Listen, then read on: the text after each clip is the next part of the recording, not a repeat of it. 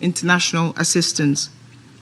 We continue to urge the protection of civilians and civilian infrastructure, including humanitarian and medical personnel and assets, and for safe, predictable, and unimpeded, unfettered humanitarian access to all those in need. Mr. President, funding remains an additional major constraint to humanitarian operations. Of the 2.63 billion required under the 2025 Humanitarian Response Plan, we've received 46%. We are grateful to our donors. The winter component is thankfully 65%. May I say also in 2024, we received 77% of the funding received. We are hopeful. We urge you. Underfunding has a human cost. 72,000 displaced people lack adequate shelter. Survivors of conflict-related sexual violence are left without access to specialized care. An estimated 640,000 women and girls are affected by cuts to vital services, including those addressing gender-based violence. Overall, a growing mental health crisis leaves millions without psychosocial support. Through the humanitarian reset under Undersecretary General Tom Fletcher, we continue to sharply prioritize life-saving assistance and place affected people at the center of the response. The 2025-26 Humanitarian Needs and Response Plan is built around those core priorities, and the Ukraine Humanitarian Fund, again, thanks to our generous donors, is reinforcing them through channeling more resources to local partners and supporting targeted initiatives. Mr. President, the determination of Ukrainian communities is to survive and rebuild. That is remarkable. Teachers hold classes underground. Doctors perform surgeries without power. Volunteers drive along roads that are potentially mined to deliver aid, yet resilience is not protection.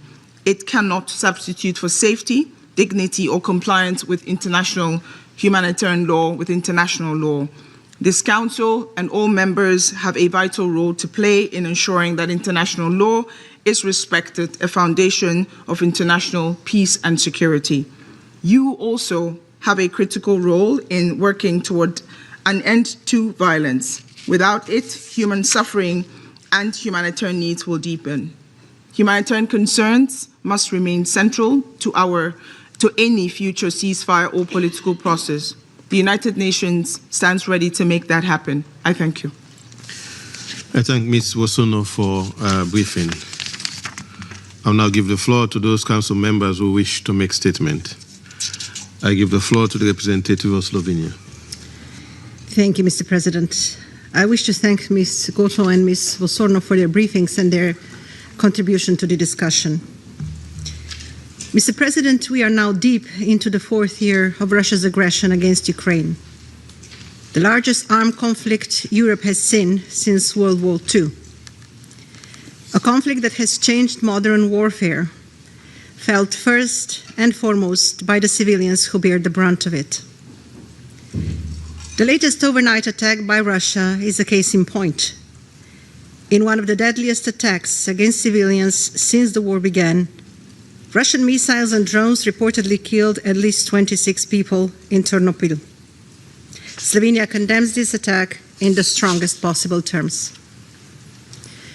With the winter approaching, Russia launched another campaign against Ukraine's energy infrastructure. Strikes on the power grid are intensifying, causing blackouts nationwide. These attacks disrupt heat, electricity, and water supply, creating extreme hardship, especially for older persons with disabilities, and families with young children. These are deliberate attacks against the most vulnerable members of society.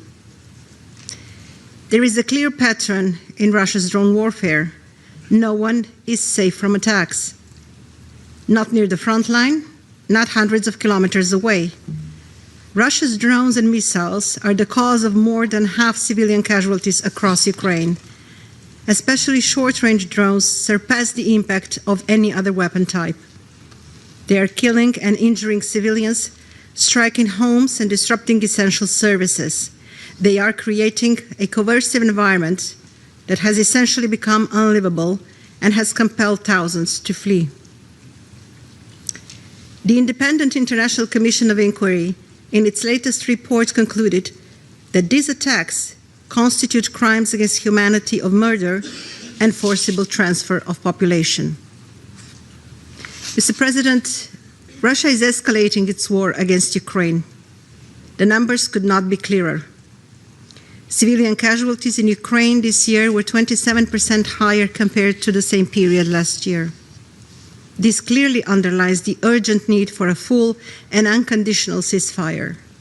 14 of us keep calling for it, yet tangible results are lacking.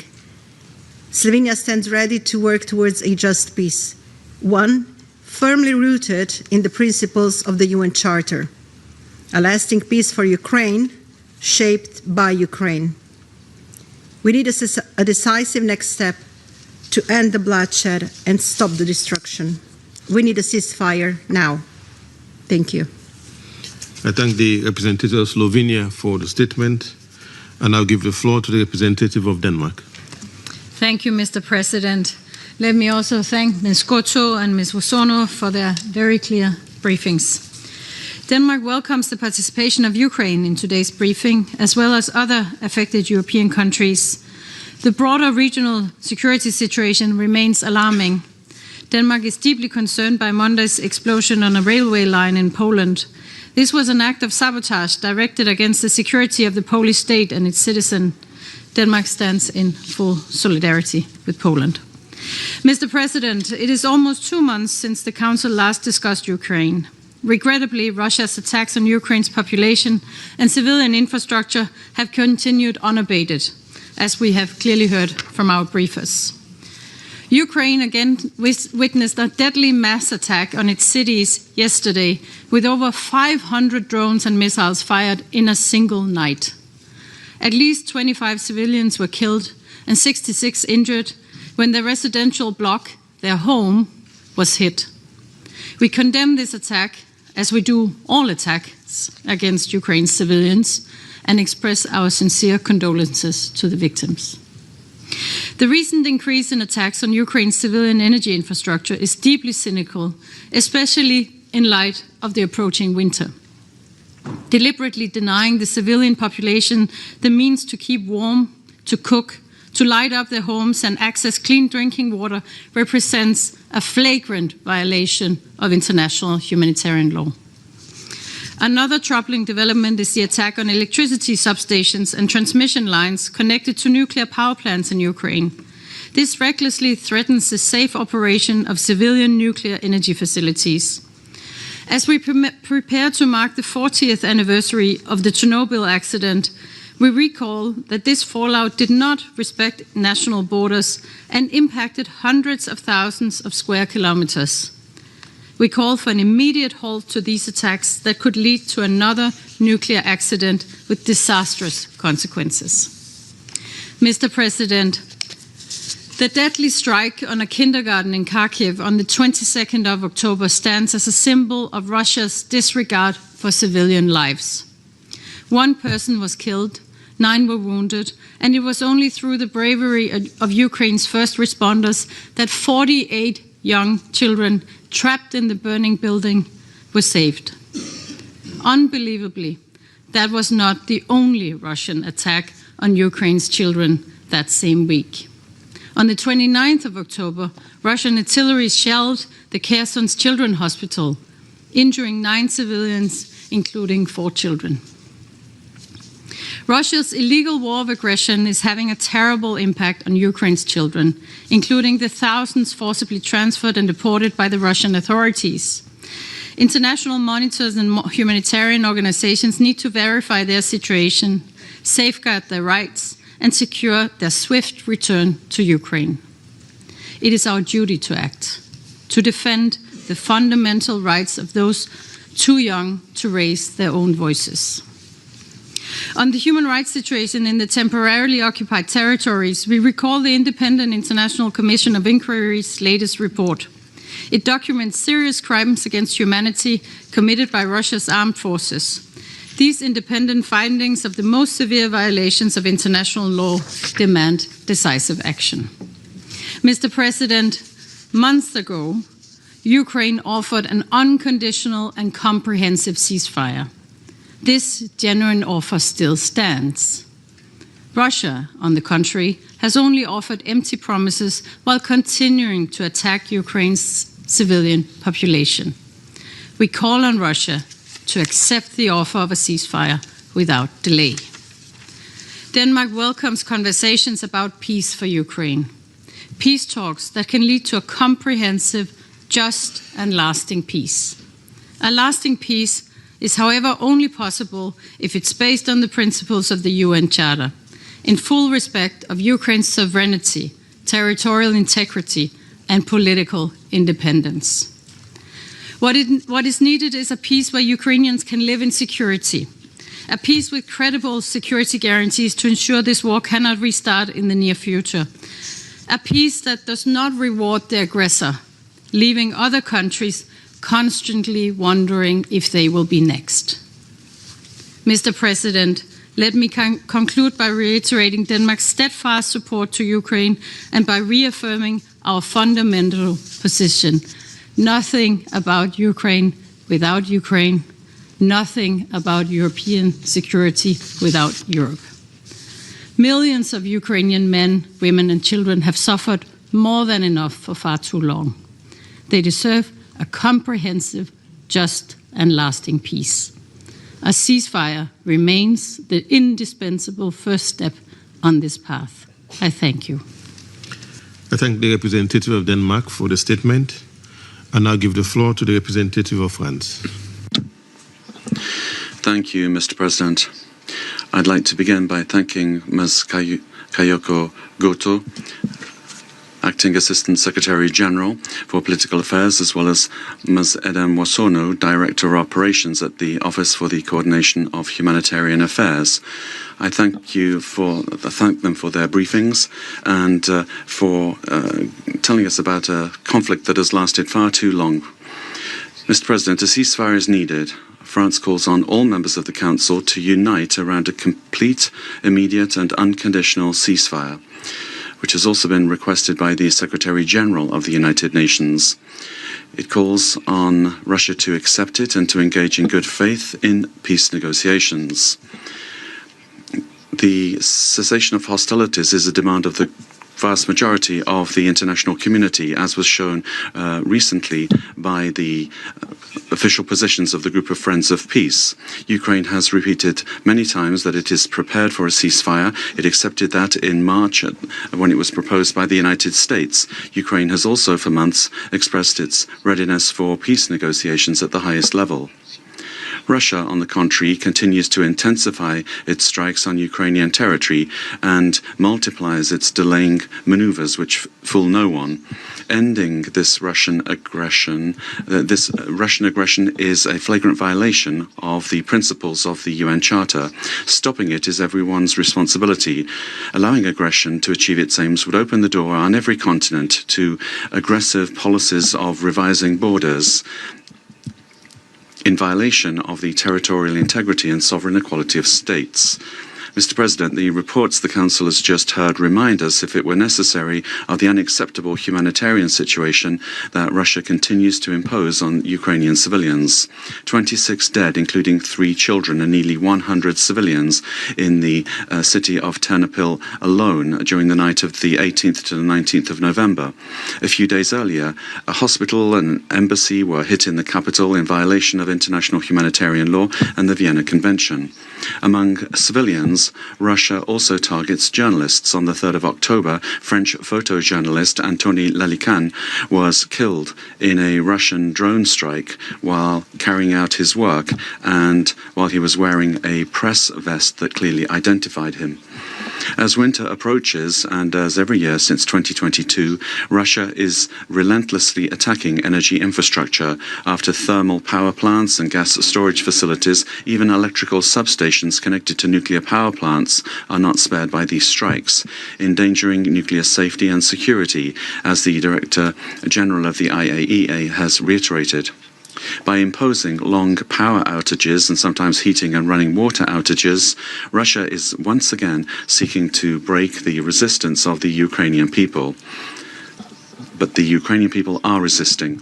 Mr. President, France unequivocally condemns the continuation of Russia's war of aggression against Ukraine, as well as its irresponsible incursions of the Russian forces into the airspace of the European Union and NATO, and its serious acts of sabotage and destabilization in Europe.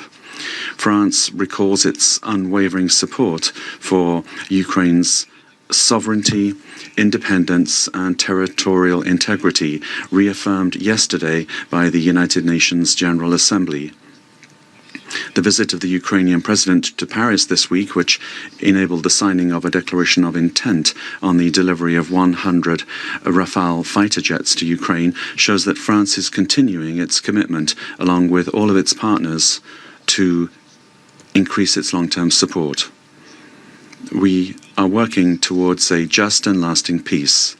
That is, a peace that does not mean Ukraine's capitulation, that preserves Ukraine's ability to exercise its right to self-defense, and that makes it possible to prevent future aggression in full respect for the independence and sovereignty of Ukraine. Thank you.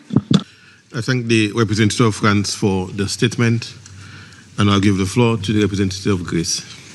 Thank you, Mr. President. I also thank Ms. Kayoko Goto and Ms. Idem Wosono for their pertinent briefings.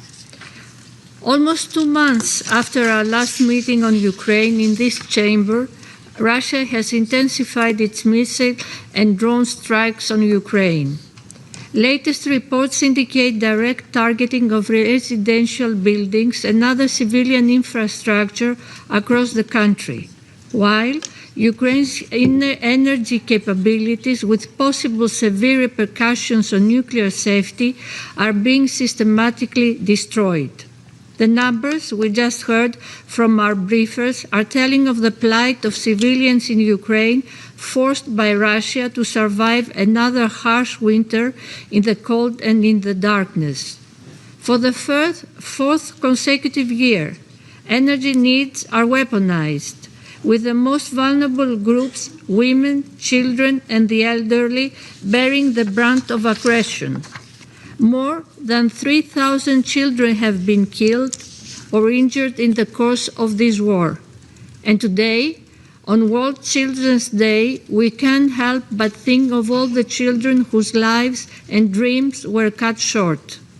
We also firmly support international efforts to ensure the safe return to Ukraine of all Ukrainian children unlawfully deported and transferred to Russia and Belarus. Once more, Greece reiterates its resolute condemnation of the massive civilian harm caused by such strikes as a blatant violation of international humanitarian law. On this occasion, we would like to express our deep sorrow for yesterday's horrendous, massive earth attacks, which targeted various Ukrainian cities and resulted to the death of 25 civilians, including 3 children. We also condemn all attacks against diplomatic missions in violation of the Vienna Convention, and we echo the Secretary General in recalling the principle of the inviolability of diplomatic premises. This war of aggression against Ukraine has broader repercussions for global peace and stability. The spillover effect of violence has affected Poland and other neighboring countries and risks to spiral out of control. Russian attacks in the Black Sea endanger lives, pose immense environmental risks, and have ripple effects on energy, food, and maritime security, as well as on supply chains on a global scale. Mr. President, Greece has consistently backed all efforts to put an end to the war in Ukraine. We call on Russia to abandon the path of escalation and engage with the US and Ukraine in goodwill. We stress the need for a full and unconditional ceasefire as a first step toward launching a genuine process that will ensure a comprehensive, just, and lasting peace. In full compliance with international law, the UN Charter, relevant General Assembly resolutions, and the Helsinki Final Act, This is clearly the urgent request of the vast majority of the UN membership. Greece reaffirms its firm and unwavering support for Ukraine's independence, sovereignty, and territorial integrity within internationally recognized borders, a principled stance rooted in respect for international law, the UN Charter, and consistent with the belief that the use of force cannot be tolerated. For Greece, the inviolability of borders is non-negotiable. Greece will continue to stand by Ukraine, and through the new vertical gas corridor will contribute decisively to meeting Ukraine's natural gas needs for the upcoming winter. Mr. President, it is also clear that no peace decisions for Ukraine can be taken without Ukraine. We will continue supporting an independent, democratic, and sovereign future for Ukraine, founded on credible and robust security guarantees which will deter any recurrence of armed aggression and allow Ukraine to defend itself effectively. Thank you. I thank the representative of Greece for her statement. I now give the floor to the representative of Pakistan. Thank you, Mr. President. We would also like to join colleagues in thanking Ms. Goto and Ms. Vasurnu for their respective briefings. President, Pakistan expresses its profound concern over the continued hostilities that are, in fact, perpetuating the conflict in Ukraine. Well into its fourth year, the conflict has had deep impact on regional and international security landscape. The relentless fighting has also resulted in immense human suffering, and the risk of regional spillover remains a major concern. We are deeply perturbed by the expansion of hostilities targeting of civilians and civil infrastructure, and the exponentially mounting humanitarian toll. Protection of civilian lives and infrastructure should remain paramount. We reiterate the call for upholding international humanitarian law. Now, almost everyone has been saying for some time that there is no military solution to this conflict. Each day of continued fighting only deepens the wounds and the ongoing tragedy and moving the parties further away from reaching a political settlement. We again call upon the parties to demonstrate restraint, take meaningful strides towards de-escalation, and work earnestly towards a ceasefire through a sustained and meaningful dialogue process. President, we deeply regret that the diplomatic momentum generated at the start of the year by adoption of Security Council Resolution 2774, which perhaps could have been more effective if it were endorsed unanimously, and followed by multiple rounds of dialogue between the two sides, as well as continuing efforts led by President Trump to bring an end to this conflict, are yet to bear fruit. In this context, we welcome the renewed push for peace, including mediation efforts by Turkey and Qatar. A solution that is acceptable to all parties can, in fact, silence the guns and ensure lasting peace. Mindful of the complex historical context and the intricate nature of this conflict, we believe that path forward should be guided by wisdom rather than continued hostilities and an environment of confrontation. We therefore urge all parties to demonstrate political will, to engage in a meaningful, structured, and result-oriented dialogue that addresses the security concerns of all sides, and most importantly, is anchored in the principles of the UN Charter and international law and respects the relevant multilateral agreements. A ceasefire is the first logical and necessary step in this process. Pakistan is a firm believer in the power of dialogue and diplomacy and will continue to support all endeavors aimed at resolving the issue peacefully and in a just, comprehensive, and durable manner. I thank you. I thank the representative of Pakistan for his statement. I now give the floor to the representative of the United Kingdom. Thank you, President. I thank Ms. Gotto and Ms. Wosonu for their briefing today, and I welcome the participation of the representative of Ukraine, along with other countries of the region. Colleagues, today, on World Children's Day, we are reminded of the Ukrainian children who've become victims of Russia's illegal invasion and imperialist warmongering. Of the nearly 53,000 verified civilian casualties from the start of the full-scale invasion, more than 3,000 have been children. These figures don't include the attack 2 nights ago, which reportedly killed a further 26 people, including 3 children. Russia has destroyed 358 educational institutions through aerial bombardments and damaged a further 3,161. Just last month, as we've heard, Russian strikes hit a kindergarten in Kharkiv. These attacks are part of a larger pattern. Russia is ramping up its attacks on civilian and energy infrastructure, directly resulting in even greater humanitarian crisis as winter sets in. Since May, Russia has launched the 32 largest air attacks of the entire war.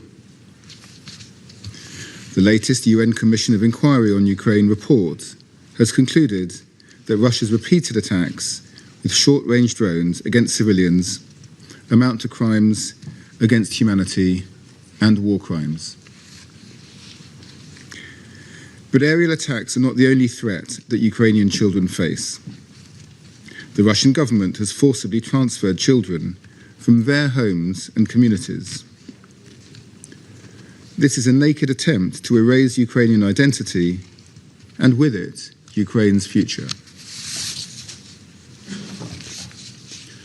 Let's be clear.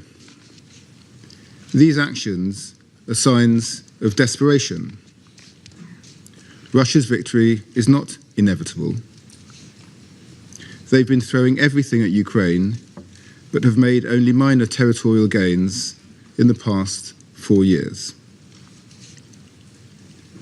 And Russia's losses are unsustainable. Over 1 million soldiers have been killed or wounded. The cost of war for Russia is mounting. Military spending has increased to $159 billion this year, over a third of their total budget. Money that could be spent on the well-being of Russian citizens. Yet while the rest of the world calls for a ceasefire, Russia refuses. Since March, President Zelenskiy has offered an unconditional ceasefire. But President Putin has repeatedly shown that he's not serious about ending this war. Everyone in this chamber has taken on the responsibility to uphold international peace and security. Everyone in this chamber should do everything in their power to pressure Russia to agree to a ceasefire. I thank you. I thank the representative of the United Kingdom for the statement, and I'll give the floor to the representative of Somalia. Thank you, Mr. President. We express our gratitude to the briefers for their comprehensive update. My delegation remains profoundly concerned by the continued deterioration of the security and humanitarian situation in Ukraine. The latest development, particularly the ongoing military actions, affect civilian areas, underscore the urgency and the complexity of this crisis. We are deeply troubled by the continuous escalation of attacks on civilians and essential civilian infrastructure. The protection of civilians, particularly the most vulnerable, and the preservation of critical infrastructure are non-negotiable obligations enshrined in international humanitarian law. We reiterate that all parties to the conflict must respect and uphold the principles without exception. Hospitals, power grids, and homes must never be targeted. On this occasion, as the world observes World Children's Day, marking the anniversary of the signing of the Convention on the Rights of the Child, we voice our profound alarm regarding the adverse effects of this conflict on children. Their protection must be paramount, and we urge all parties to the conflict to do so. Mr. President, we remain convinced there can be no military solution to this protracted conflict. Continued hostility only serves to prolong suffering and further diminish the prospect for a sustainable peace. Dialogue and diplomacy remain the sole means to bring about an end to this conflict. We call upon all sides to exercise utmost restraint, de-escalate the fighting, and commit to an immediate and comprehensive ceasefire. A durable resolution must address the underlying root causes of the conflict and consistent with the principles of the United Nations Charter. We underscore that a just and lasting peace will necessitate compromise, confidence-building measures, and genuine commitment to negotiations from all parties. In closing, Mr. President, my delegation reaffirms its unwavering support for all diplomatic efforts aimed at achieving a resolution that restores peace, security, and stability. As we have repeatedly said, the people of Ukraine and all those affected by this conflict deserve a future founded upon peace, security, and dignity. I thank you. I thank the representative of Somalia for the statement, and I'll give the floor to the representative of Panama. Thank you, Mr. President. We appreciate the participation of Ms. Kayoko Goto from the Division for Europe, Central Asia and the Americas of the Department of Political and Peacebuilding Affairs, and Ms. Edem Wosono, Director of the Operations and Advocacy Division in the Office of the Coordination of Humanitarian Affairs, OCHA, who have provided valuable information on the situation on the ground. We take note of the presence of the representatives of the other countries honouring us with their presence. Panama would observe, based on the information presented by the speakers, that the conflict in Ukraine continues in an unacceptable spiral of violence and remains a constant item on this Council's agenda, given its length and its direct impact on the civilian population. In this regard, we reiterate that establishing a ceasefire and halting hostilities already delayed for far too long is an urgent step towards a just and lasting peace in Ukraine, in line with recent statements by the Secretary-General Antonio Guterres. Panama regrets the recent attacks, which have left dozens of civilians dead and injured, multiplied the suffering of the civilian population, especially the most vulnerable, including children, and we commemorate them today. And also there's been serious damage to infrastructure on both sides of the border. In light of this situation, Panama reaffirms that the protection of civilians is an inescapable obligation and urges that safe, unconditional access for humanitarian workers and assistance be guaranteed. Let us recall, other colleagues have done this, that in February of this year, this Council adopted Resolution 2774, which calls for a swift end to the conflict and urges progress towards a lasting peace between Ukraine and the Russian Federation. For this reason, Member States remain committed to creating conditions for dialogue between the parties to move towards this goal. Mr. President, All members of the international community must comply with Chapter 6 of the Charter and avoid actions that intensify violence or which fuel the conflict, providing weaponry, financing, or technology. Prolonging this conflict indefinitely is unacceptable. The time has come in this and in other conflicts for the civilian population, which has demonstrated extraordinary resilience, to regain and maintain confidence that their governments use resources honestly, transparently, and aimed at meeting their needs, and not to sustain a war that benefits them in no way at all. Under no circumstances can we return to times when the use of force guided international relations. Respect for the sovereignty, territorial integrity, and political independence of states must prevail in accordance with international law and the principles enshrined in the Charter of the United Nations. Thank you very much. I thank the representative of Panama for the statement, and now give the floor to the representative of China. Thank you, President. I thank Directors Goto and Wosono for their briefings. At present, the Ukraine crisis continues to drag on, with ground combat operations still ongoing. Russia and Ukraine persist in launching attacks against each other, resulting in new civilian casualties and damage to infrastructure. As another winter is around the corner, people in the conflict zone face the double whammy of warfare and bitter cold, creating a deeply concerning humanitarian situation. China once again calls on the parties to the conflict to exercise restraint, strictly comply with international humanitarian law, and effectively protect civilians and civilian infrastructure. Dialogue and negotiations represent the only viable path to resolving the Ukraine crisis. We urge the parties to demonstrate political will and swiftly embark on the path of negotiated settlement. We call on the international community to scale up humanitarian assistance, actively promote peace talks, and continue creating favorable conditions for a political solution to the crisis. Last year, China and Brazil, together with other countries of the Global South, jointly promoted the establishment of the Group of Friends for Peace.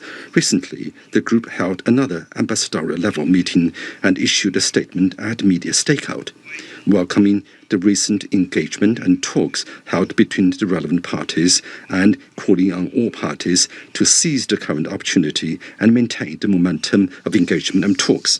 The group advocates for de-escalation and preventing the escalation of hostilities. All parties should refrain from actions that exacerbate the conflict, including the proliferation of weapons to the parties involved.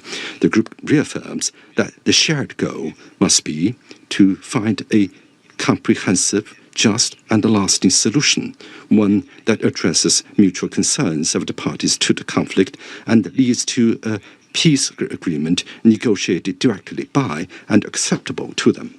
The group stands ready to support the next steps agreed by the relevant parties to the conflict. The UN has a role to play in fostering the diplomatic efforts and in the implementation of any peace agreement. The group calls on all parties to strictly comply with international humanitarian law and supports such humanitarian initiatives as exchange of prisoners of war.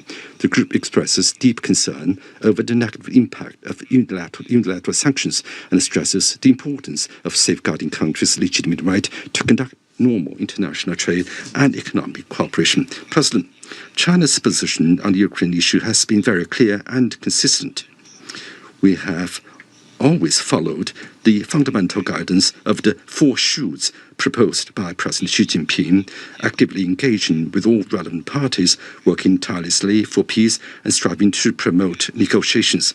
We stand ready to continue communicating with all parties, amplify the voice of balance, objectivity, and rationality of the international community, and play a constructive role in achieving an early ceasefire and advancing a political solution to the crisis. I thank you, President. I thank the representative of China for the statement, and I give the floor to the representative of Guyana. Thank you, President. I thank Ms. Goto and Ms. Wosorno for their briefings and welcome the participation of the representatives of Ukraine, Germany, Lithuania, Poland, Romania, Sweden, and the European Union in today's meeting. Mr. President, my delegation had hoped that with the adoption of Resolution 2774 last February, that we would have seen an end to the conflict between the Russian Federation and Ukraine. While we welcome the positive diplomatic efforts and initiatives undertaken over the past 9 months, including those engagements that led to the exchange of prisoners, we regret that these efforts have not yet resulted in an end to the conflict. Instead, we continue to receive reports of escalating airstrikes and a rising civilian death toll. We deplore the mounting civilian casualties resulting from recent long-range missile and drone strikes. The latest incident yesterday reportedly claimed the lives of 26 people and wounded many others, as we just heard from Ms. Goto. As we've heard this afternoon as well, there has been a barrage of strikes over the past 2 months on critical infrastructure, including the power grid in Ukraine. These attacks have led to daily power outages and in some areas have caused serious disruptions to heating and water supply. Residential neighborhoods continue to come under attack, further contributing to the destruction and damage of over 230,000 buildings since the conflict began, as reported by the International Organization for Migration. From all indications, the many calls by the Security Council and the United Nations for the parties to comply with their obligations under international humanitarian law and the principles of distinction, proportionality, and precaution have gone unheeded. Instead, the attacks have become more deadly for civilians, with the UN Human Rights Monitoring Mission in Ukraine documenting a 27% increase in civilian casualties compared to the same period last year. The situation is deplorable. Civilians are not collateral damage. They did not ask for this war and have little means of escaping it. 7 million are forced to live as refugees in foreign lands, while 4 million are internally displaced and forced to rely on humanitarian aid that is steadily declining due to insufficient funding. These aren't just numbers. They're human beings. Their livelihoods upended, their futures put on pause. We have consistently called on the conflict parties to uphold their obligations under international law, including international humanitarian law and international human rights law, and we do so again today. They must take constant care to spare civilians from harm, and all precautions to minimize incidental loss of civilian life, injury, and damage. This is not just a legal obligation, but a moral imperative. IHL also explicitly protects humanitarian workers during armed conflict against acts of violence, mistreatment, arbitrary detention, and harassment. In this vein, Guyana strongly condemns the attack against an interagency humanitarian convoy carrying aid in the Kherson region last month. Such attacks should never happen and must never go unpunished. We demand unimpeded access for humanitarian workers to all civilians in need. Mr. President, much continues to be said about the ineffectiveness of the United Nations in stopping conflicts. However, it is important to recognize that the organization's effectiveness is intrinsically linked to the political will matched with concrete actions of its member states. Without active engagement and genuine determination of members to uphold their responsibilities, the United Nations cannot fulfill its mandate to maintain international peace and security. We therefore urge the parties to the conflict, as well as every member state of the United Nations, to demonstrate the necessary determination and unity to bring this devastating war to an end. We hope that the ongoing diplomatic engagements, including in Turkey, will yield concrete results. In closing, Guyana reiterates its call for full respect for the purposes and principles of the United Nations Charter and the territorial integrity and sovereignty of Ukraine. In this regard, we urge the Russian Federation to withdraw its military forces from the internationally recognized territory of Ukraine. We also echo the Secretary General's call for an immediate and unconditional ceasefire as a first step towards a just, comprehensive, and sustainable peace that upholds Ukraine's sovereignty, independence, and territorial integrity. We also continue to emphasize that a strong and coordinated effort must be made to end the hostilities, not only to uphold the principles of international humanitarian law, but most importantly, to protect the lives of civilians who continue to suffer on the front lines and beyond. Their safety and well-being must be placed at the forefront of all actions and decisions taken in the pursuit of peace. A call for peace is always relevant, and the choice of peace is never too late. The time to answer that call and to choose peace is now. I thank you. I thank the representative of Guyana for the statement. I now give the floor to the representative of Republic of Korea. Thank you, Mr. President.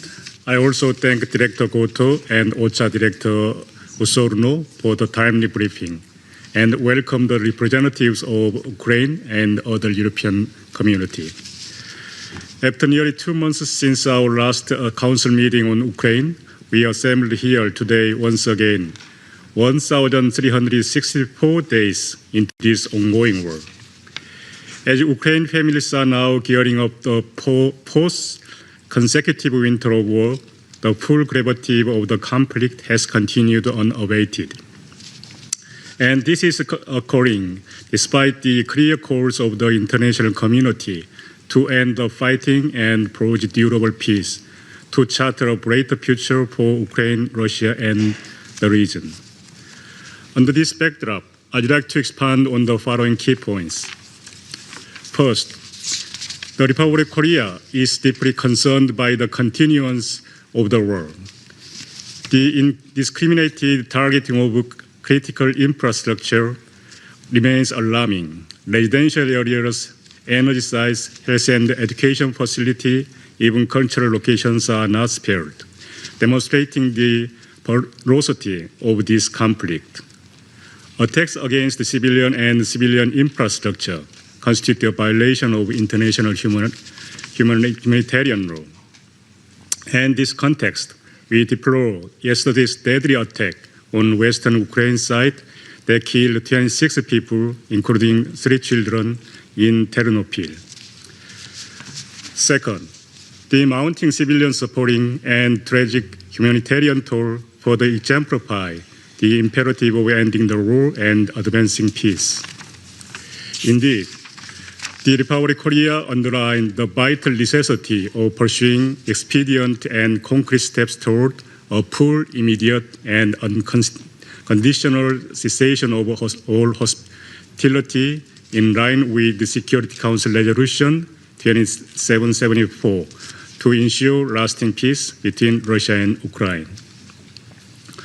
We take this opportunity to commend the leadership of the U.S. in pursuit of peace. My government supports inclusive efforts and diplomatic initiatives to rekindle dialogue and the war. In this connection, we encourage all parties to return to the negotiating table so the killing and destruction stops, children can emerge from the bomb shelters, and soldiers return home. Third, my government continues to be gravely concerned by ongoing Russia and DPRK military cooperation, which includes illicit arms and ballistic missile transfers, as well as mass troop deployment. Reportedly, this entails 5,000 new engineering troops from DPRK that have recently begun to be dispatched to Russia. These new arrivals join the roughly 10,000 DPRK soldiers deployed around the Russian-Ukraine border, alongside another 1,000 military engineers that have been sent to remove landmines on the ground. These violate the UN Charter and Council resolutions, undermine global non-proliferation, and prolonged and internationalized the conflict, and bring security concerns on the Korean Peninsula.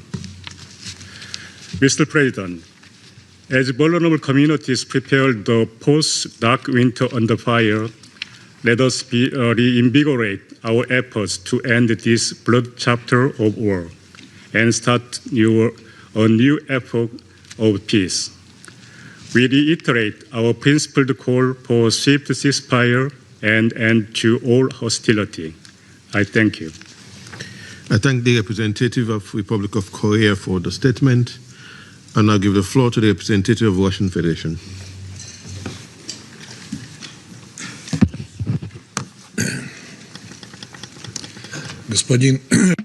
Mr. President, I would like to very warmly thank our Western colleagues for convening this Security Council meeting on Ukraine, because a huge corruption scandal has just erupted there.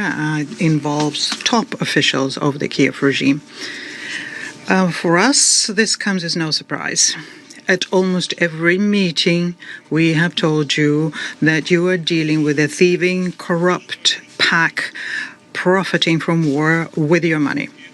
It was not even a secret that fell open. It was so obvious that only the blind could fail to notice it. And here one is tempted to ask a question from a well-known skit which would be familiar to Russian and Ukrainian audiences. Question, where's the money? Answer, what money? On the 10th of November, the Ukraine's National Anti-Corruption Bureau, after a series of searches, reported uncovering large-scale embezzlement at Energoatom, which is the operator of Ukraine's nuclear power plants. According to the investigation, the organizer and the main beneficiary of the illegal enrichment scheme was Timur Mindic, Zelenskyy's longtime associate. NABU says that in just 1 year, members of this criminal network laundered about $100 million in kickbacks. And the same corruption scheme operated in the defense sector. The true scale of this scandal is something that we can only guess at right now, but here's just the tip of the iceberg. I haven't heard anyone at this meeting say a word about that. Meanwhile, Zelensky continues to tour European cities, begging for money and weapons to spend it for his own benefit and that of his inner circle.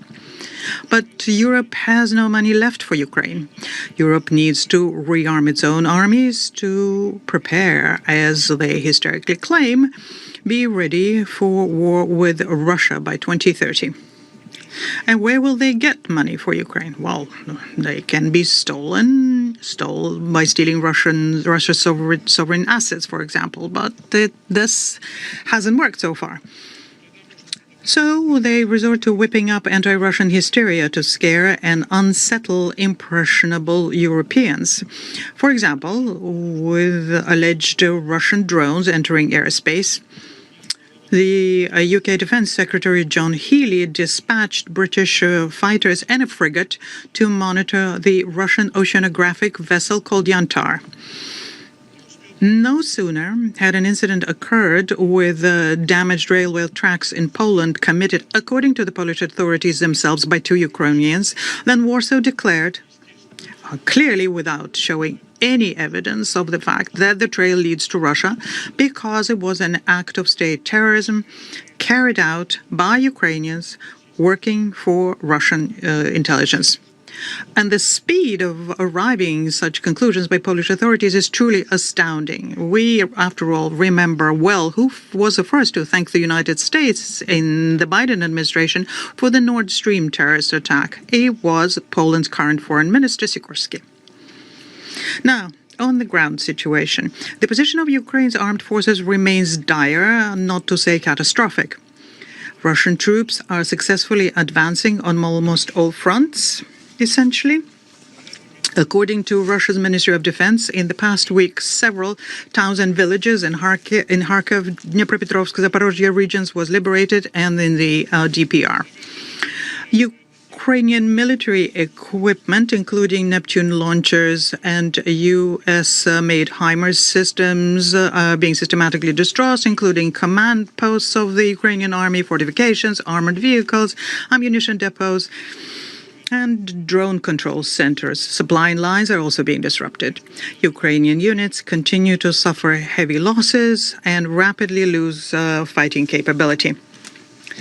Ukrainian forces are stymied in major strategic hubs such as Krasnoarmeysk, which is formerly Pokrovsk in Dimitrov, and Kupiansk. Kupiansk has been liberated. Kiev denies this, citing Russian propaganda. In late October, President Putin proposed granting unhindered access there for foreign journalists, including Ukrainian ones, to make sure that they can see firsthand what the situation is. Russian command was ready to suspend hostilities for 5 to 6 hours to create safe corridors for the press, but Kiev, of course, refused. And leading Western media and journalist associations also remained silent. Indeed, why would you want to learn the truth that would shatter Zelenskyy's carefully spread myths about Ukraine's invincible army?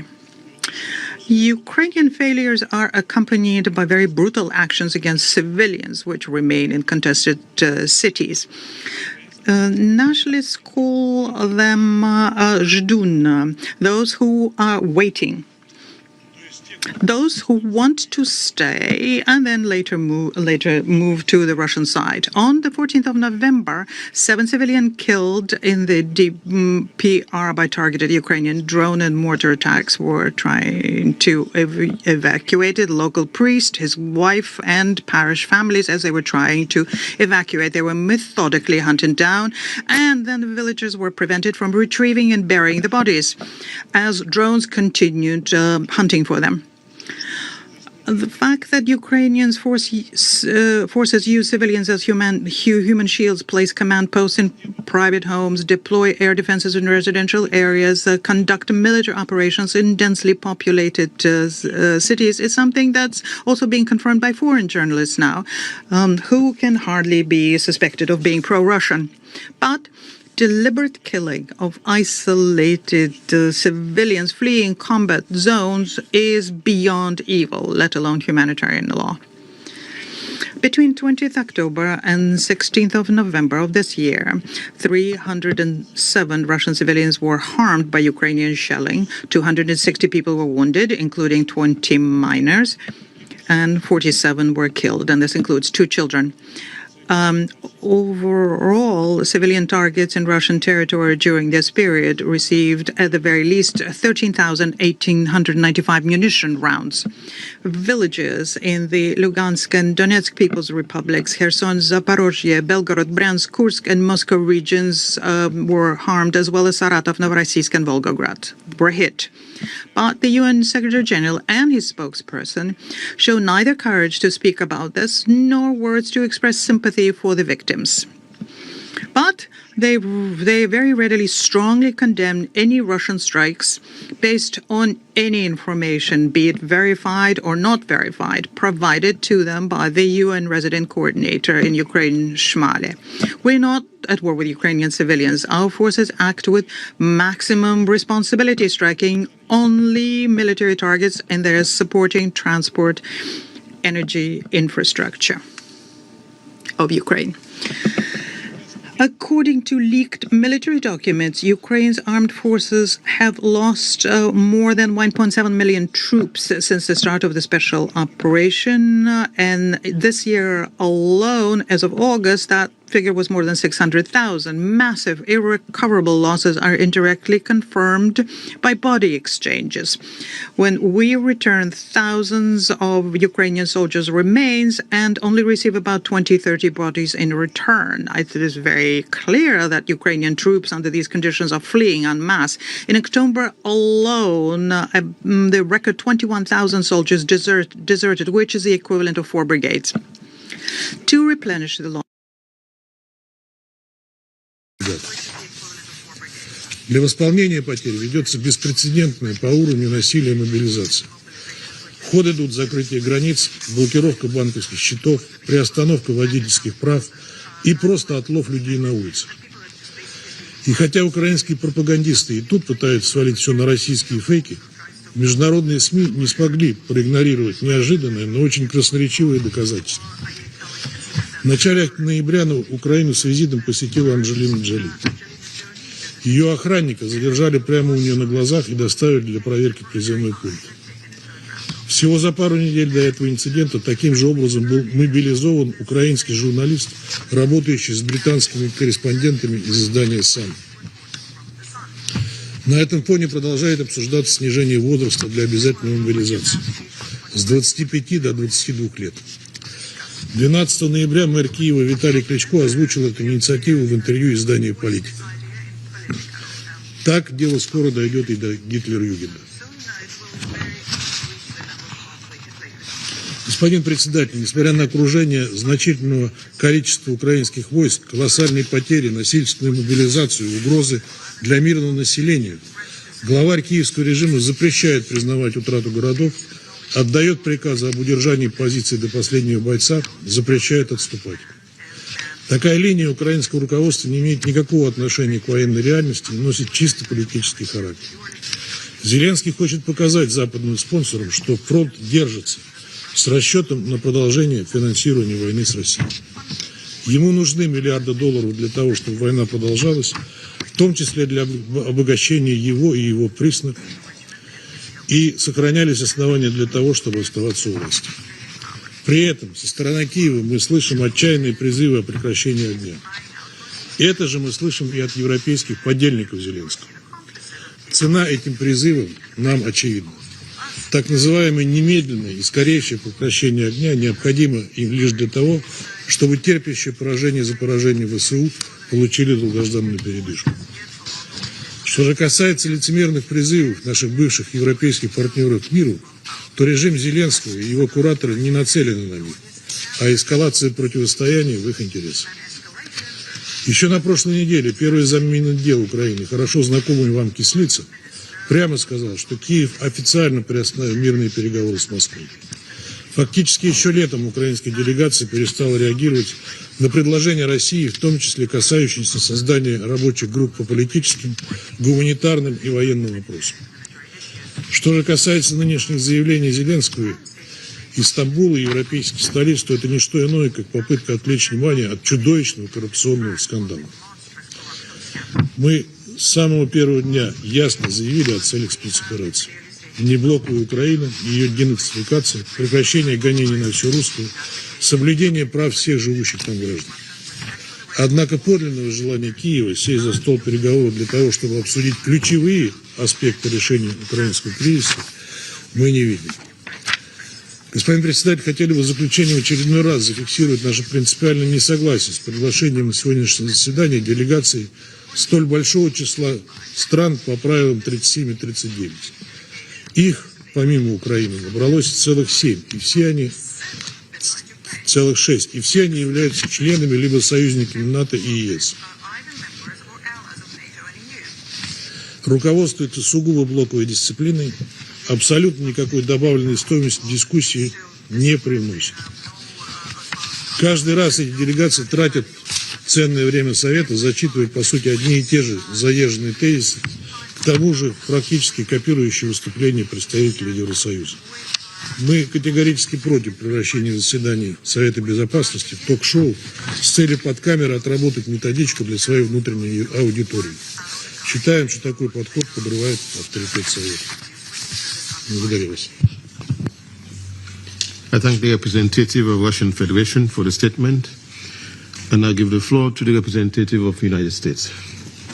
Thank you, Mr. President, and thank you, Director Goto, Director Wasornu, for your briefings today. Colleagues, we have yet another winter approaching, Ukraine's fourth, since Russia launched its invasion. And it is imperative to end this war and begin the process of rebuilding. Colleagues, diplomacy is the only path to a durable and just peace. The United States has invested at the highest levels, the President of the United States personally, to end this war. We have proposed generous terms for Russia, including sanctions relief. We have asked Russia to halt its attacks and meet directly with Ukraine to negotiate a peaceful settlement. Unfortunately, the fighting continues, tragically causing more civilian casualties. And we've also seen incursions now into the airspace of third countries, including of our NATO allies, actions that risk widening this conflict even further. Ukraine's counterattacks, in turn, have hit Russia's energy sector, and other critical infrastructure, further constraining Russia's ability to fuel its war economy. And Russia has now suffered more than 1 million casualties. It has endured severe international sanctions. Colleagues, the bottom line is the cost to all sides have been devastating, and it is beyond time for this war to end. And I would hope that we would all agree that this war will not end militarily. Russia's and Ukraine's leaders must negotiate. Both Russia and Ukraine must accept a ceasefire. Further, the U.S., from the international community standpoint, the U.S. has called on all countries, particularly those in Europe, to stop buying energy resources from Russia. And we have imposed additional sanctions on Russia's two largest oil companies, Rosneft and Lukoil. We did so on October 22nd. We can impose further economic costs if Russia continues to ignore calls for a ceasefire. We will also continue to make weapons available for Ukraine's defense. Colleagues, finally, we cannot let this meeting pass without calling for the return of the kidnapped and missing children from Ukraine, for the resolution of that issue.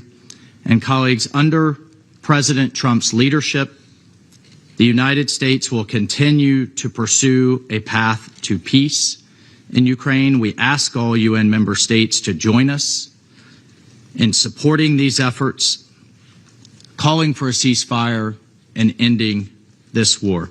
I thank you. I thank the representative of the United States for the statement, and I'll give the floor to the representative of Algeria. السيد الرئيس، أود بداية أن أتقدم بالشكر إلى السيدة كايوكو غوتو والسيدة إيديم وسورنو على إحاطتهما القيمتين. السيد الرئيس، تعكس التطورات الراهنة التي يعرفها الصراع الروسي الأوكراني مشهدا آخر من التصعيد، وذلك على وقع الاشتباكات العسكرية المتبادلة التي لا تزال تشكل يوما بعد يوم خطرا داهما على السلم والأمن الدوليين. وإذ تعرب بلادي عن قلقها جراء احتدام الصراع واستمرار الهجمات العسكرية بين الطرفين، لا سيما باستخدام الصواريخ والمسيرات، فإنها تعتبر أن إطالة أمد هذا الصراع لن يترتب عنه سوى تدهور للوضع الإنساني وسقوط لمزيد من الضحايا المدنيين بما فيهم النساء والأطفال والشيوخ، وإلحاقه لأضرار مدمرة بالبنى التحتية الأساسية، لا سيما ونحن على مشارف فصل الشتاء. وما يبعث للقلق أيضا هو استمرار منطق التصعيد بين الطرفين على الرغم من مبادرات الوساطة التي قد شهدناها، والتي كانت تهدف إلى التخفيف من حدة الصراع وتقريب وجهات النظر وإحراز بعض التقدم في مسار البحث عن حل سياسي سلمي قد يرضي الطرفين ويضع حلا لهذه الحرب. وفي هذا الصدد يود وفد بلادي التأكيد على النقاط التالية. أولا، تجدد الجزائر دعوتها لوضع حد نهائي للمواجهات بين الطرفين، كما تجدد إدانتها لانتهاكات القانون الدولي، وتدعو الطرفين للالتزام بقواعده بما فيها أحكام القانون الدولي الإنساني والحد من تدهور الأوضاع الإنسانية وضمان حماية المدنيين العزل، وكذا البنى التحتية المدنية والحيوية. ثانيا، تحث بلاد الجانبين الروسي والأوكراني للتمسك بروح الحوار والتفاوض كأولوية قصوى وخيار أمثل وفعال لتهدئة الأوضاع ولتطوير تفاهمات مشتركة، عوضا عن اللجوء إلى التصعيد والاحتدام اللذان لن يفضيا إلا لتعزيز الهواجس الأمنية وتقويض السلم والأمن الدوليين. ثالثا، تشجع الجزائر الطرفين على تجديد انخراطهما البناء وبحسن النية في المفاوضات المباشرة وتكثيف الجهود الدبلوماسية لإحياء المسار السلمي للنزاع بشكل مستمر ودائم. وندعو في هذا الإطار لتعزيز المشاورات من أجل استئناف عمليات تبادل الأسرى والإفراج عن المحتجزين، بغية تعزيز المساعي التوافقية وتمهيد الطريق نحو تثمين العمل المشترك لحل هذا النزاع. رابعا، نجدد دعوتنا كذلك للمجتمع الدولي للإسهام بشكل بناء بعيدا عن الاستقطاب والتجاذبات الجيوسياسية، وذلك لتقليص التباينات بين الطرفين وتجنب التصعيد العسكري بهدف تسهيل فرص الوصول إلى تسوية وحل عادل ودائم بين الطرفين. وفي الختام، تبقى الجزائر ملتزمة في دعم أي جهود دولية ترمي إلى إيجاد حل سياسي عادل ودائم يقوم على مبادئ ومقاصد ميثاق الأمم المتحدة ويراعي الشواغل الأمنية المشروعة للطرفين. وشكرا. I thank the representative of Algeria for the statement. I shall now make a statement in my capacity as the representative of Sierra Leone.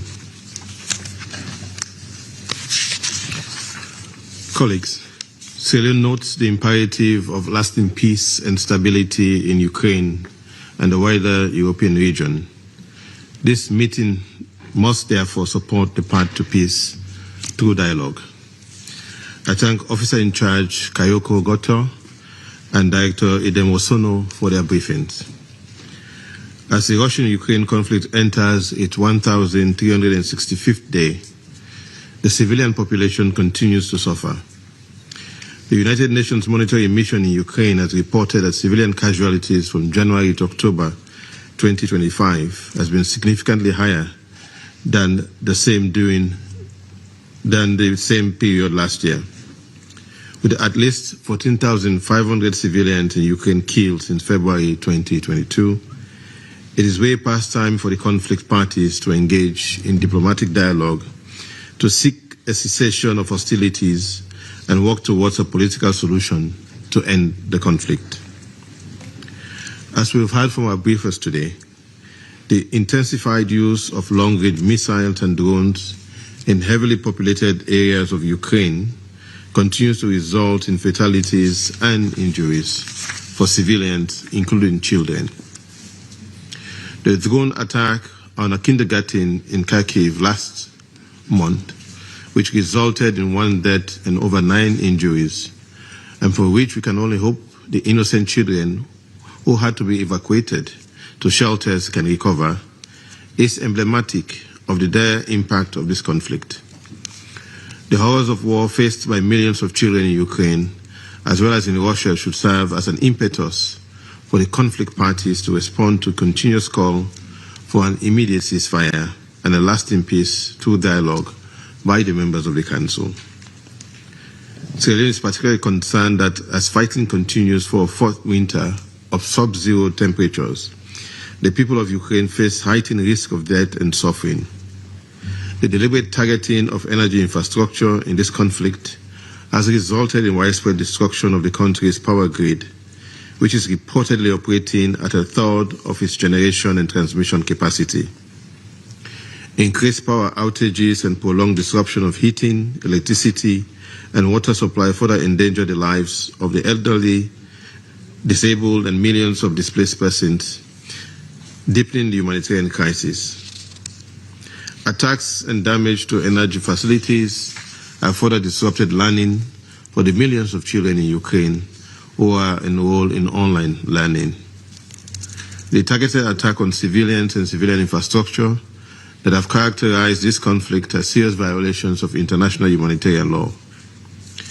Military operations around nuclear sites and other critical energy infrastructure are unacceptable and contrary to IHL. So it reiterates its call for the parties to the conflict to respect international law, in particular international humanitarian law and international human rights law. Civilians must be protected from harm, including by taking necessary precautions to spare them from military attacks. In this regard, we urge the parties to the conflict to refrain from operating in and around civilian infrastructure, including deliberate targeting of energy, water, sanitation systems which are essential to life. Noting the warning from OCHA and other humanitarian organizations that this coming winter will be particularly difficult for people in Ukraine, faced with soaring prices, job losses, and little or no income and savings in a wartime economy.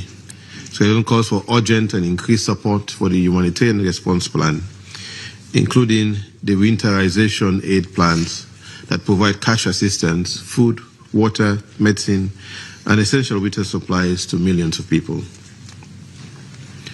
Colleagues, the Security Council has to ensure the implementation of Resolution 2774.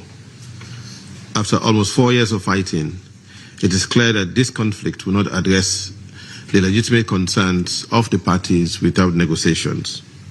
We therefore reiterate our call for the parties to the conflict to engage in good faith diplomatic dialogue towards an immediate cessation of hostilities, a ceasefire as the first step to an agreement for lasting peace in line with Article 33 of the Charter of the United Nations. We reiterate our call for the respect of the sovereignty and territorial integrity of Ukraine, and as well the legitimate concerns of all parties to be addressed. I thank you. I resume my function as President of the Council, and now give the floor to the representative of Ukraine. Thank you, Mr. President. I wish to thank Sierra Leone Presidency for convening today's meeting. We are also grateful to the briefers from DPPA, Ms. Kayoko Goto, and OCHA, Ms. Adam Vosorno, for their comprehensive and principled presentations. Thank you to Council members for the decisive, strong statements, despite the propaganda and manipulation and lies that come from behind the nameplate Russian Federation. Since the Council last met on Ukraine in September, the security situation in my country has worsened dramatically. As we heard from the briefers, the Russian Federation has unleashed an even more brutal campaign of terror against civilians, relentless daily missile and drone attacks. Yesterday marked yet another dark chapter in this war, one that will forever stand as a testament to Russia's vicious brutality and disregard for human life. Russian drones and missiles deliberately targeted residential buildings, the very place where people should feel safest. This latest strike involved 48 missiles, an enormous barrage, and 476 attack drones. In the city of Ternopil, a deliberate direct hit by a Russian missile has destroyed a 9-story residential building. This is what Russian attacks on military objects mean. As of today's morning, 28 people, including 3 children, have been confirmed killed and 94 injured, including 18 children. 16 people still remain missing. This is the reality Ukraine is forced to confront every single day. Attacks against children, women and elderly, families in their homes, patients in their hospitals, and teachers and students in schools. Deliberate attacks on civilian infrastructure, energy facilities and power grids. Deliberate attacks, dozens of cities, hundreds of towns and thousands of villages razed to the ground. Millions of people left without heat, light or water during the harsh winter season. And as a result of the attack by Russia, which took place during this very meeting, at least 5 have been killed and 3 more wounded in Zaporizhia. The human toll is devastating and the destruction unimaginable. This is a systematic and deliberate policy aimed at annihilating the Ukrainian people, culture, identity, historical heritage, and our right to exist as a free and dignified nation. This is an attempt to freeze, silence, and extinguish Ukrainian resilience. This is a state terror and genocide. Mr. President, Russia's relentless escalation is not only a military assault, but also a blatant renunciation of peace itself. Every missile it launches is a statement that Moscow prefers escalation over dialogue. From the very first seconds of Russia's invasion, Ukraine has sought peace, and we support all substantive proposals capable for bringing genuine peace to get closer. Since the beginning of this year, Ukraine has supported President Trump's proposals aimed at ending the war. We are ready as before to work constructively with the American side as well as with our European partners and around the world so that the outcome is peace. Ukraine has officially received from the American side a draft plan. We outlined the fundamental principles that matter to our people. We agreed to work on the plan's provisions in a way that would bring about a just end of the war. In this context, allow me to make several critical points. First, While Ukraine stands ready to engage in meaningful negotiations to end this war, including at the leaders' level, our red lines are clear and unwavering. There will never be any recognition, formal or otherwise, of Ukrainian territory temporarily occupied by the Russian Federation as Russian. Our land is not for sale. Ukraine will not accept any limits on its right to self-defense or on the size and capabilities of our armed forces.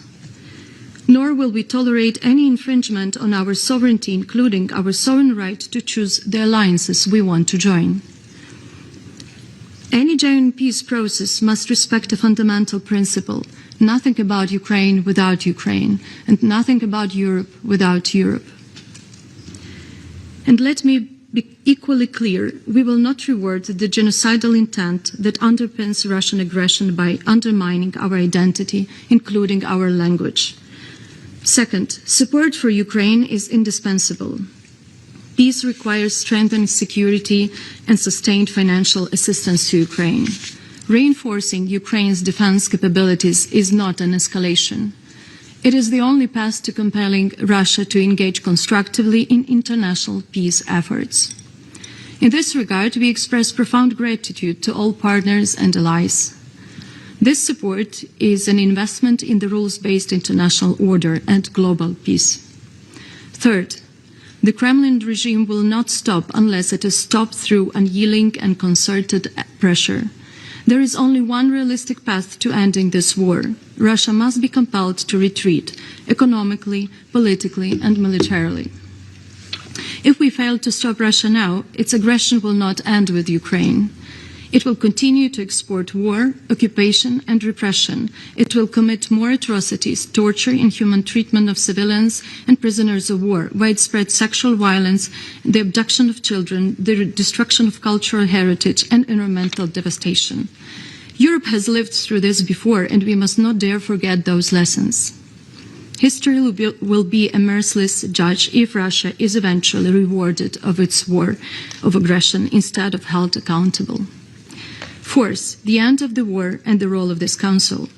Ukraine has repeatedly called on this Council to adopt a resolution demanding a full, immediate, and unconditional ceasefire. Our people deserve to feel free and protected. A ceasefire is an essential prerequisite for meaningful negotiations. It is the first step toward halting Russia's war of aggression and creating space for diplomacy. We reiterate our call on the Council members to adopt a resolution demanding a full, immediate, and unconditional ceasefire. Mr. President, today the world marks World Children's Day and reaffirms that every child has the inherent right to life, to grow up in a safe environment, to preserve their identity, to remain with their family whenever possible, and to enjoy their childhood and future. Yet in Ukraine, Russia's contribution to this global observance is the bodies of Ukrainian children pulled from beneath the rubble. Since the beginning of the full-scale invasion, almost 700 children were killed. More than 2,000 have been wounded. Tens of thousands have been forcibly transferred and deported. We cannot bring back the children whom this war has already taken. We cannot undo the horrors that Russia has inflicted on Ukrainian boys and girls. But there is one thing we can still do and must do together. We can stop the abduction of Ukrainian children. We can end this crime now before more young lives are stolen, before more families are torn apart. That is why Ukraine has presented to UN member states the draft UNGA resolution, Return of Ukrainian Children. Its message is clear and simple and contains of three key elements. The Russian Federation must ensure the immediate, safe, and unconditional return of all Ukrainian forcibly transferred or deported children. The Russian Federation must cease without delay any further practices of forcible transfer, deportation, separation from families, change of personal status, including citizenship or adoption, and indoctrination of Ukrainian children. The Secretary General is requested to exercise his good offices and take all necessary steps to facilitate the return of Ukrainian children. The vote will take place in early December, and we call on all member states to support this concrete humanitarian initiative. I thank you, Mr. President. I thank the representative of Ukraine for the statement. I'll now give the floor to the representative of Lithuania. Thank you, Mr. President. I have the honor to speak on behalf of the Baltic states, Estonia, Latvia, and my own country, Lithuania. We also align ourselves with the statement by the European Union. I sincerely thank the UN briefers for their substantive reports. We are shocked by yet another drone and missile attack on Ukraine yesterday.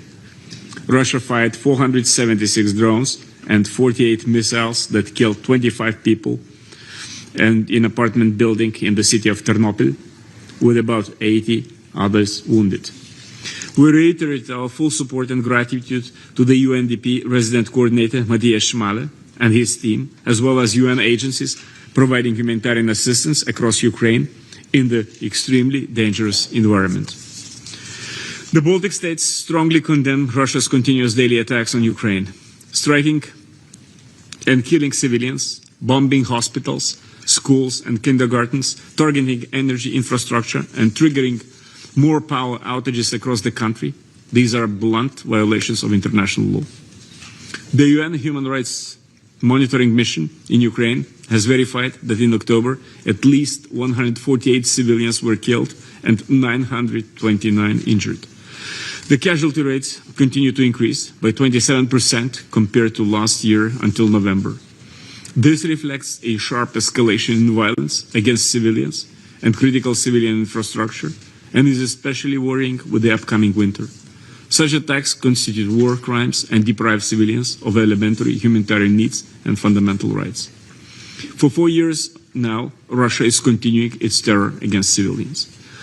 The latest report by the Independent International Commission of Inquiry on Ukraine states that Russian authorities have systematically coordinated actions to drive out Ukrainian civilians from their homes in the occupied territories. Russia's military intentionally targets civilians and civilian objects in brutal, as they call, human safari in the frontline areas.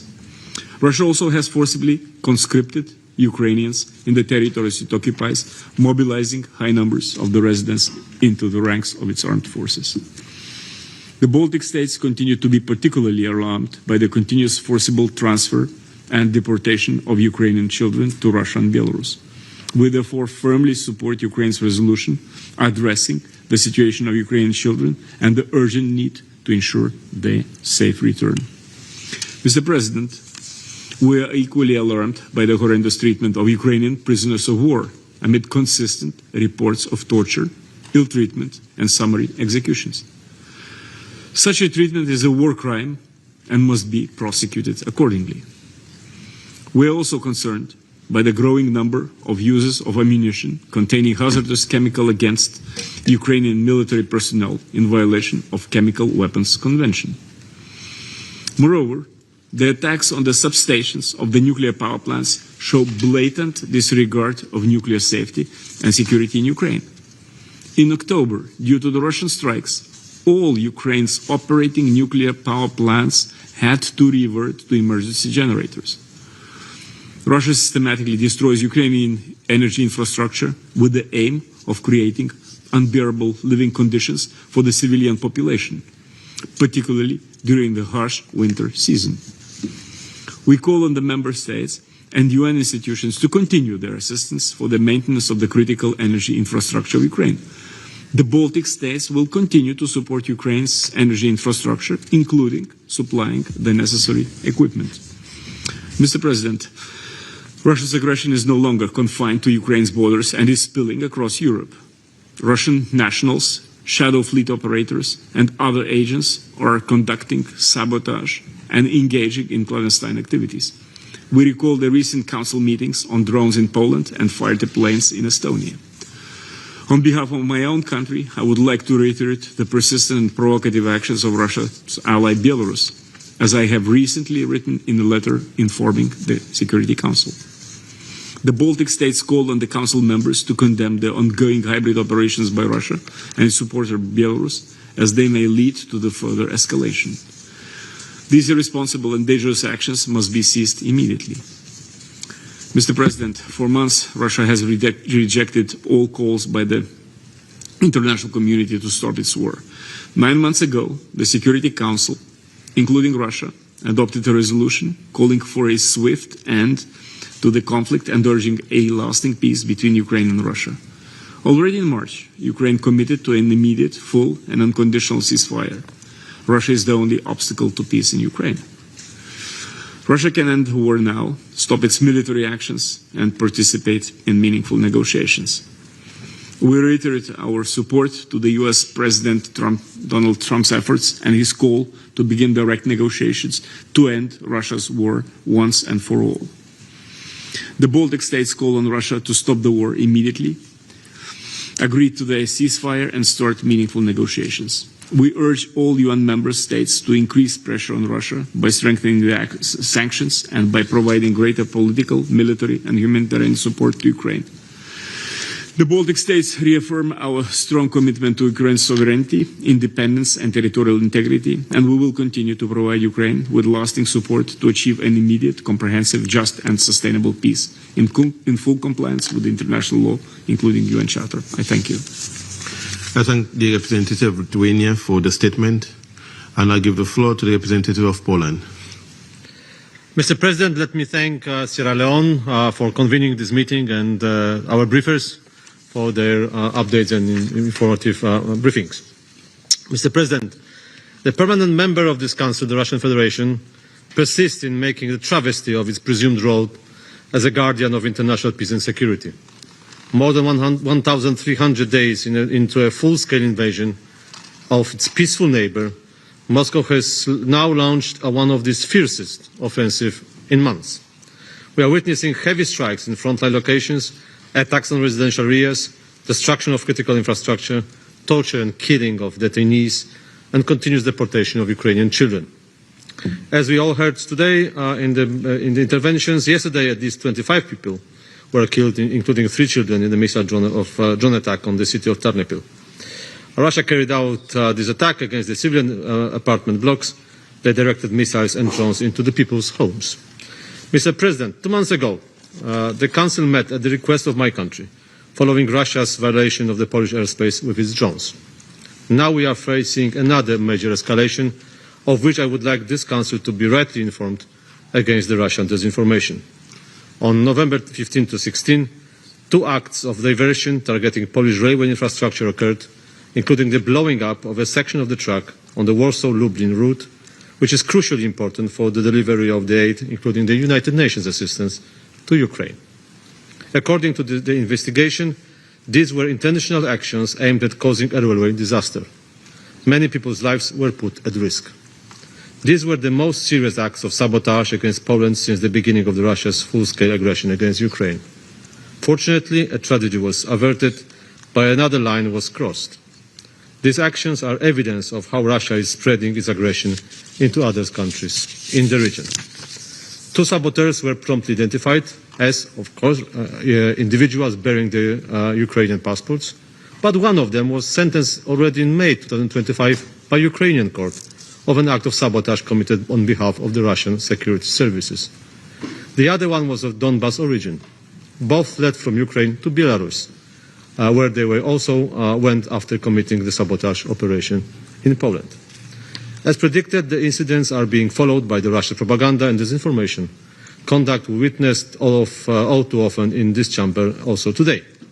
Russian media are attempting to portray the sabotage as a Ukrainian provocation. We are closely monitoring the information sphere and Russia's attempts to inflict the damage there, as well as to sow divisions within our own society.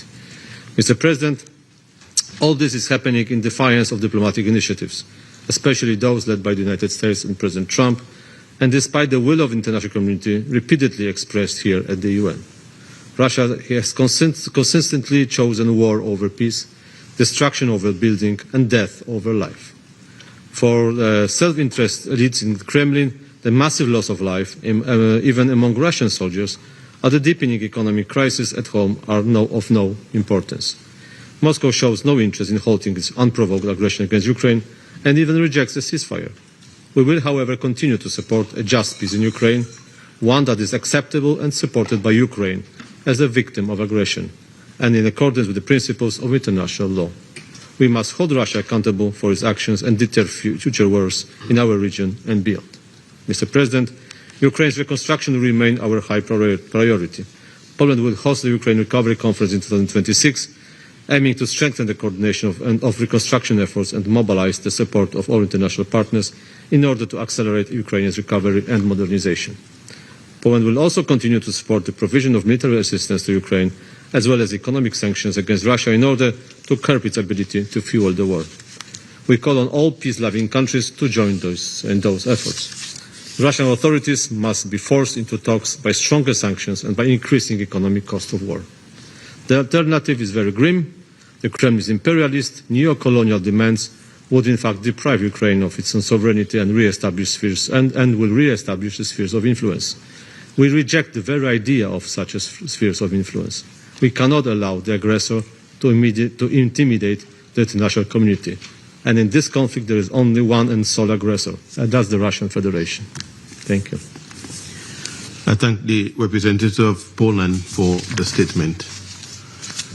And now give the floor to His Excellency, Mr. Stavros Lambrinidis, Head of Delegation of the European Union to the United Nations. Thank you. Thank you, Mr. President, and thank you to the Presidency for convening this meeting, and thank you to the briefers for their updates. Colleagues, in the 2 months since this Council last convened to address Russia's aggression against Ukraine, the aggressor state has further increased the intensity of its missile and drone strikes, once again throwing aside the calls of members of this Council. It doesn't care. It has, in fact, increased its systematical targeting of civilians and civilian infrastructure in clear violation of international law. On Tuesday, Russian attacks reportedly killed at least 25 people, including children, in 2 residential areas in Chernobyl. Earlier this week, we learned of an unprecedented act of sabotage involving the blowing up of a railway track in Poland. This incident directly concerns the security of an EU member state and its civilians. The threats to our security are real and growing. After investigations, the sabotage was attributed to individuals previously accused of cooperating with Russia. Russia continues to demonstrate what we have repeatedly warned about in this chamber. Not only that it lacks any real political will to end its aggression and engage in meaningful peace negotiations, but fundamentally that the only real root cause of this war is its desire to recolonize by force 34 years after it regained its independence as sovereign and independent member of these United Nations. Colleagues, the UN, in case we forget, was created to promote decolonization, not recolonization. Russia may want us to forget this, but we won't. While Russia cynically attacks Ukraine's energy sector ahead of a harsh winter, the call for an immediate, full, and unconditional ceasefire grows even louder. Ukraine demonstrated its readiness months ago. The UN Secretary General reiterated his call yesterday after yet another brutal overnight barrage when he called for a ceasefire, and I quote him, as a first step towards a just, comprehensive and sustainable peace that fully upholds Ukraine's sovereignty, independence and territorial integrity within its internationally recognized borders in line with the UN Charter, international law and relevant UN resolutions, unquote. All members of the Security Council repeated this call today. All except one, Russia. We welcome recent statements to this end by many countries from around the world as well. A ceasefire is a first necessary step towards a just and lasting peace. So today, we once again echo this message to Russia. Stop the killing, stop it, and join Ukraine at the negotiating table. There's a shocking truth, dear colleagues, about this war. According to credible reports, more than 1 million Russian soldiers have been killed or injured trying to conquer Ukraine. On many days, more than 1,000 young Russian men and women perish on the battlefield far from their homes. Over 3 years into what it had planned to be, remember, a 3-day war, Russia continues to be countered by the brave Ukrainian soldiers day after day. Colleagues, the European Union will sustain its diplomatic efforts towards peace, together with the United States and other partners. We will continue supporting Ukraine so it can remain in a position of strength with the means to continue exercising its inherent right to self-defense. Before, during, and after any ceasefire, this includes political, financial, humanitarian, military, reconstruction, diplomatic support. And we will further increase our coordinated pressure on Russia until it stops its war. All of us in this room should do that. When the European Union calls to increase pressure on Russia, it is not to prolong the war, but to push for peace, to create incentives for Russia to stop its systematic attacks, which include violations of European airspace, by the way, and to generally sit down for talks. Remember, Russia too committed itself to this by voting in favor of the Path to Peace resolution in February of this year.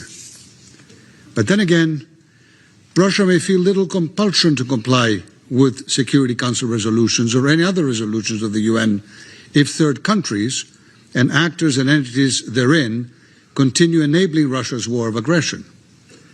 We condemn again the continued military support provided by Iran, by Belarus, and by the DPRK, and we urge all countries, including members of this Council, to immediately cease any direct or indirect assistance to Russia in its war of aggression. And we call on Russia and Belarus to immediately ensure the safe return to Ukraine of all Ukrainian children unlawfully transferred and deported to Russia and Belarus. We fully support Ukraine's initiative to seize the General Assembly of the immediate need to return the Ukrainian children. The international community must do everything in its power to take concrete measures that facilitate that safe return. Colleagues, in closing, I reaffirm our continued and unwavering support for Ukraine's independence, sovereignty, and territorial integrity within its internationally recognized borders. This may sound like an obvious point, but it is one worth repeating in case Russia hopes that the blatant violation of the UN Charter by a permanent member of this Security Council can be normalized so long as it is continued unabated and so long as the aggression gets worse. Thank you. I thank His Excellency, Mr. Lambrinidis, for his statement. I give the floor to the representative of Germany. Mr. President, I thank the briefers for their insightful remarks at the beginning, and I would like to thank you, Mr. President, for holding this timely debate. It is timely because it is essential that we speak about the continued erosion of the fundamental norms and principles enshrined in the Charter of the United Nations that Russia causes. Russia's war of aggression against Ukraine should be seen for what it is, an assault on these basic tenets of peaceful coexistence, and the incessant and ongoing attacks affect key principles that form the basis of our cooperations in these halls, and they pose a threat to regional security as well as to global peace and stability. It therefore necessitates a collective and decisive response by member states. And I would like to make the following 3 points. Firstly, it is rare that in a conflict, a war, one party is so clearly responsible for its start and for its continuation. Russia deems the fighting and killing more advantageous to its plans of territorial conquest than peace. Ukraine, on the other hand, has reiterated time and again that it is willing to negotiate in good faith to find a peaceful solution.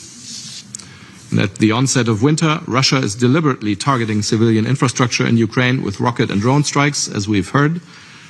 Such attacks are coldly calculated to demoralize the civilian population and in clear breach of international humanitarian law. Families, the elderly and children, the entire population is suffering. Secondly, the security of most, if not all, member states of the United Nations depends on the upholding of international law. That is why we must preserve the inviolability of the UN Charter and the fundamental rules and principles laid out therein. The invasion of a peaceful country by a permanent member of the Security Council represents a perversion of the UN system which we must never normalize or accept. The privilege of permanent Security Council membership entails a special duty to uphold the UN Charter. Thirdly, a call for an immediate and unconditional and comprehensive ceasefire should be a step which we can all support. It would at once reduce the prolonged and unnecessary suffering of the civilian population, because as the war grinds on, the harmful impacts of the conflict continue to extend beyond Ukraine. That is evident in countless violations of European airspace, as well as most recently the acts of sabotage against Polish rail infrastructure. Mr. President, we will not rest until a sustainable and just peace is achieved, a peace that is rooted in the principles of the UN Charter and negotiated with Ukraine at the table. We need an unconditional ceasefire now to stop the bloodshed and to lay the foundation of trust for sincere negotiations. The people of Ukraine have the right to live in peace and security, and Germany continues to support Ukraine in exercising its legitimate right to self-defense. I thank you. I thank the representative of Germany for the statement, and now give the floor to the representative of Romania. Thank you very much, Mr. President. Since the Council addressed last September the Russian war of aggression against Ukraine, Russia pursued a path of further escalation, increasing the intensity of its missiles and drone strikes. We are appalled by Russia's recent attacks on residential areas in Ternopil, one of the deadliest attacks against civilians so far, following previous waves of large-scale of missile and drone strikes on several Ukrainian regions that brought death and grievance to civilians. Russia intentionally targeted critical energy infrastructure. Attacks against civilians and civilian infrastructure violate international humanitarian law. Such attacks, strongly condemned by the Secretary General, are unacceptable and must stop. We reiterate our support and solidarity with Ukraine. The aggressor must not be rewarded with impunity. Accountability is needed more than ever. Mr. President, as a country with the longest border Ukraine has with a friendly neighbor, we are concerned with Russia's irresponsible behavior as it continues to attack Ukrainian civilian infrastructure also in the vicinity of Romania.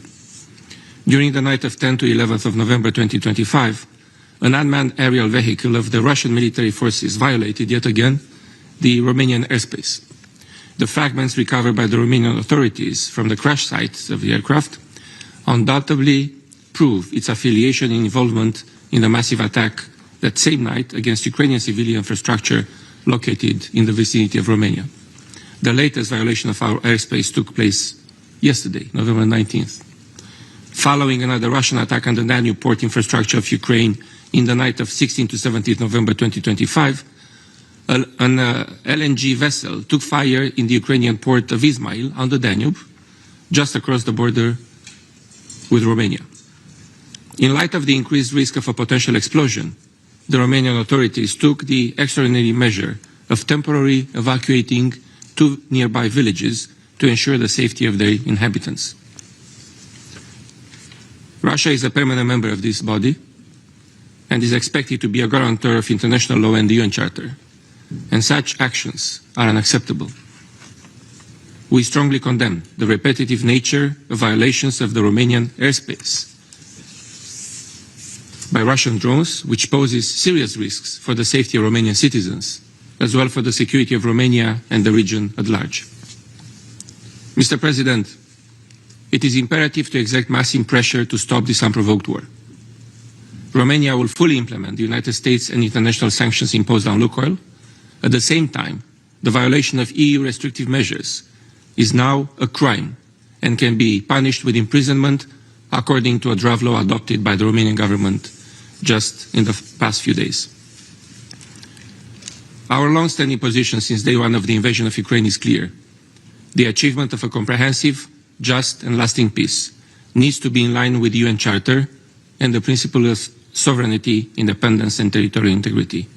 We simply cannot reward an aggressor which has a historical record of relapsing in breaching international law. We reiterate our continued support for Ukraine's independence, sovereignty and territorial integrity within its internationally recognized borders, as well as for its legitimate right to self-defense under the UN Charter. A full, immediate and unconditional ceasefire remains necessary as a first step towards a comprehensive, just and lasting peace. And just to echo the points made by the US Secretary of State today, it is high time to quote, for an extensive exchange of serious and realistic ideas, unquote. Thank you, Mr. President. I thank the representative of Romania for the statement.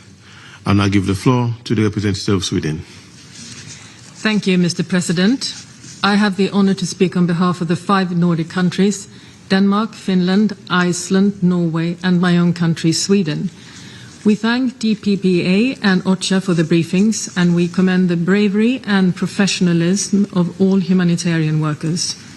Mr. President, we meet in the wake of renewed, large-scale Russian attacks against civilians and civilian objects in Ukraine. The recent drone and missile barrage at Ternopil, Lviv, and Ivano-Frankivsk claimed at least 25 civilian lives, left hundreds injured, and caused extensive electricity blackouts. This is no coincidence. As we approach the 4th winter of Russia's full-scale invasion, we once again witness Russia's deliberate targeting of residential areas and energy infrastructure across Ukraine. In addition, Russia continues its attack on humanitarian personnel.